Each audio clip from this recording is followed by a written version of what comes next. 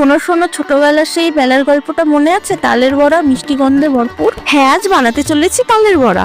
তাল নেবো, তারপর তালটিকে ভালো করে ছাড়িয়ে নেবো। তাল ছাড়ানো হয়ে গেছে, তাতে জল নেবো একটু, তালগুলো ভিজিয়ে ভালো করে রসটা বের করে নেবো। ভাবে আমি দেখাচ্ছি সেভাবেই। তালের সব রস বের হয়ে গেছে। এই রসে চিনি দেবো, তারপর ময়দা দেবো, এরপর সুজি দেবো, হালকা লবণ দেবো। তোমরা সবকিছু আন্দাজে দেবে।